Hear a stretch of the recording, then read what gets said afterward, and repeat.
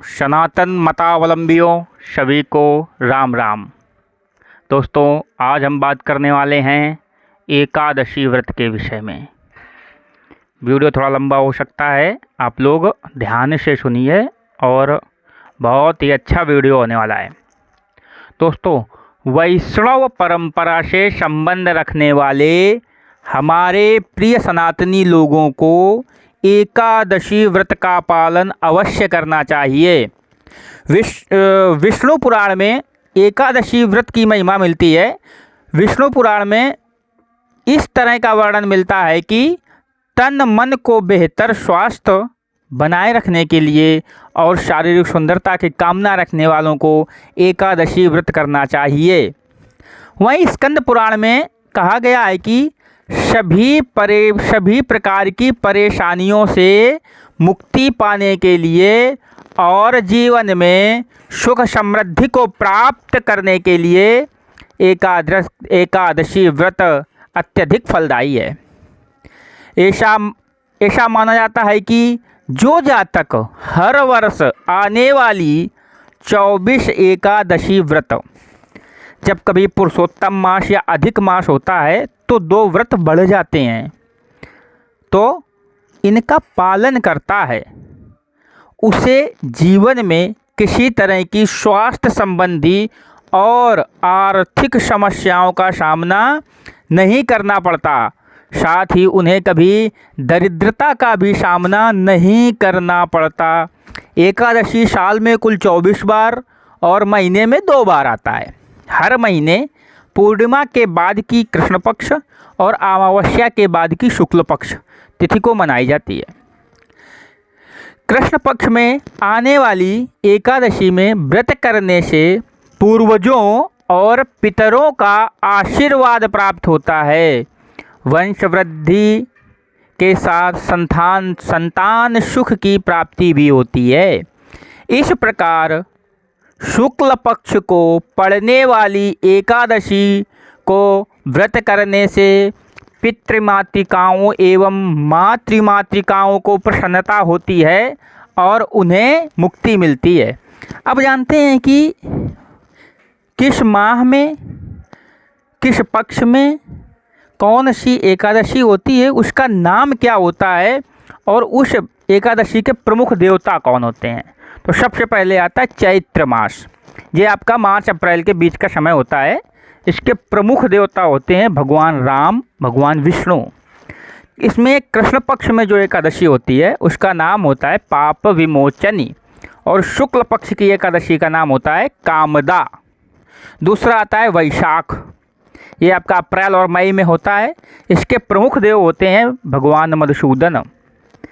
कृष्ण पक्ष की एकादशी का नाम होता है वरूथिनी और शुक्ल पक्ष की एकादशी का नाम होता है मोहिनी। तीसरा नंबर आता है हमारा ज्येष्ठ मास। ये मई और जून के बीच का समय होता है। इसके प्रमुख देवता होते हैं त्रिविक्रम। कृष्ण पक्ष की एकादशी का नाम होता है अपरा। शुक्ल पक्ष की एकादशी का नाम होता है निर्जला। चौथा आता है आषाढ़। ये जून और जुलाई का महीना होता है। इसके प्रमुख देवता होते हैं भगवान वामन।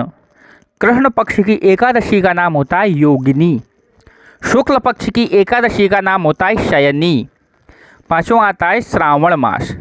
ये जुलाई और अगस्त का समय होता है। इसके देवता होते हैं भगवान श्रीधर। कृष्ण पक्ष की एकादशी का नाम होता है कामिका।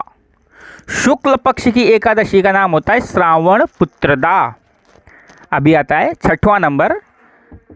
मास होता है भाद्रपद, अगस्त और सितंबर का। देवता होते हैं ऋषिकेश और कृष्ण पक्ष की एकादशी का नाम होता है अन्यदा और शुक्ल पक्ष की एकादशी का नाम होता है पार्श्व। 7वें नंबर पे मास आता है आश्विन। यह सितंबर और अक्टूबर का समय होता है। इसके प्रमुख देवता होते हैं भगवान पद्मनाभ और कृष्ण पक्ष की एकादशी का नाम होता है इंद्रा और शुक्ल पक्ष की एकादशी का नाम होता है पाशांकुशा। 8वां नंबर आता है कार्तिक मास। ये अक्टूबर और नवंबर के बीच का समय होता है। इसके प्रमुख देवता होते हैं दामोदर।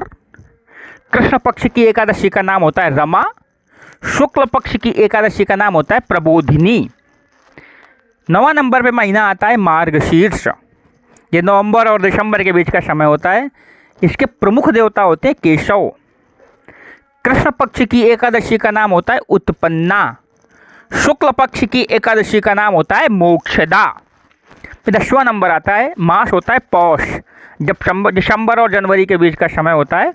प्रमुख देवता होते हैं नारायण। कृष्ण पक्ष की एकादशी का नाम होता है सफला। शुक्ल पक्ष की एकादशी का नाम होता है वैकुंठ। अभी 11वां नंबर आता है, महीना होता है माघ, जनवरी और फरवरी का। प्रमुख देवता होते हैं माधव। कृष्ण पक्ष की एकादशी का नाम होता है शततिला और शुक्ल पक्ष की एकादशी का नाम होता है जया। लास्ट महीना है फाल्गुन। फरवरी और मार्च के बीच का समय होता है। इसके प्रमुख देवता होते हैं गोविंदा या कृष्ण। कृष्ण पक्ष की एकादशी का नाम होता है विजया। शुक्ल पक्ष की एकादशी का नाम होता है आमलकी। ये 24 एकादशी के नाम हो गए। यदि 3 वर्ष में एक बार अधिक मास आता है उसमें भगवान पुरुषोत्तम होते हैं। और कृष्ण पक्ष की एकादशी का नाम होता है पद्मिनी और शुक्ल पक्ष की एकादशी का नाम होता है परम शुद्धा। मित्रों, एकादशी व्रत करने के साथ यदि आप भगवान विष्णु का विष्णु सहस्त्र नाम स्तोत्र का पाठ करते हैं तो बहुत ही चमत्कारिक परिणाम आपको देखने को मिलते हैं। दोस्तों, ऐसा नहीं कि आपने व्रत रह लिया और सोचे कि फल की इच्छा क्यों नहीं हो रही, फल की इच्छा रख के और त्वरित लाभ होना चाहिए आपको, ऐसा नहीं है। किसी भी व्रत पूजन में भाव का होना बहुत ज़रूरी है।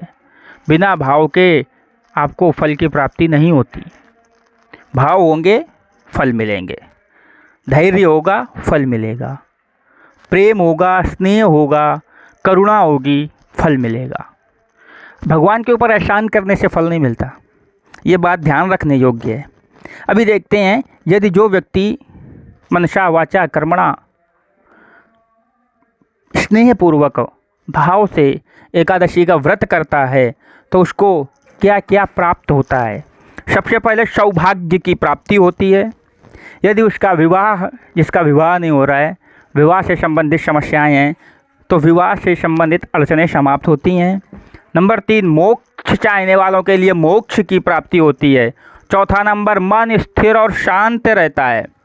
5वां नंबर, दीर्घायु होते हैं, रोगों से मुक्ति मिलती है।